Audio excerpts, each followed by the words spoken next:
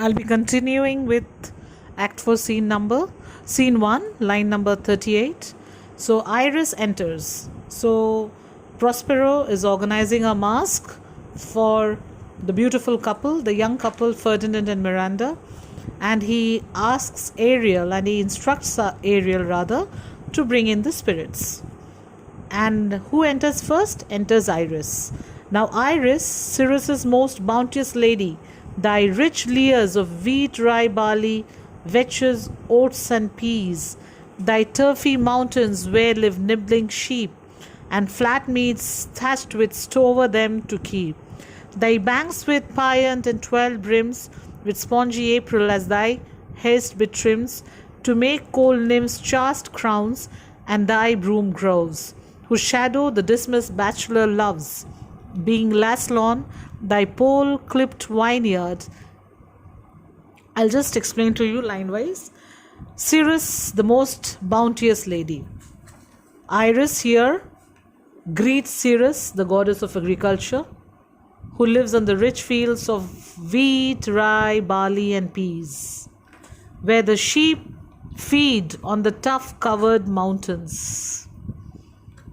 Covered with rich fodder, Iris says, thy banks with pyant and twilled brims, with spongy April as thy hest berims, to make cold limbs chaste crowns.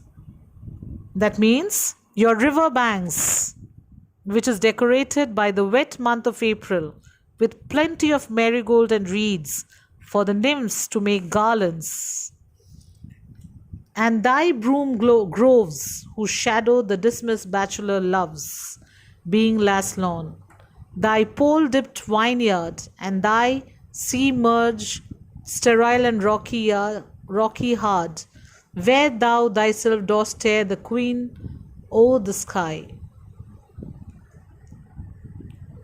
Iris says, the broom groves under whose shadow the broken lovers sit after losing their love, the vineyards clinching on top. The queen of the sky, that means what? The queen of the sky is Juno. I'm the messenger, whose watery arch and messenger am I, bids thee leave these, and with a sovereign grace, here on this grass plot in this very place, to come and sport her peacocks, fly amain, approach rich Cyrus, her to entertain. The queen of the sky, Juno, whose messenger I am, command you to leave everything, and to immediately arrive to the grassy lawn. The peacocks of Juno is carrying her swiftly. So come Cyrus to entertain Juno. And enter Cyrus. Cyrus enters and she greets Iris and says, hail many-colored messenger that never dost disobey the wife of Jupiter. Cyrus greets Iris as multicolored messenger of Juno, who never disobeyed her queen, that is Juno. Who with thy saffron wings upon my flowers diffused honey drops refreshing showers. You with your saffron or orange color wings drop honey on my flowers like refreshing showers, and with each end of thy blue dost crown my bosky acres and my unshrubed down rich scarf to my proud earth. Each end of your blue rainbow you cover my fields and plains like a scarf. Why had thy queen summoned me hither to this short-grassed green? Now she asks Cyrus, why has your queen called me here to this lawn covered with green grass? At this, Iris says, a contract of true love to celebrate, and some donation freely to estate on the blessed lovers.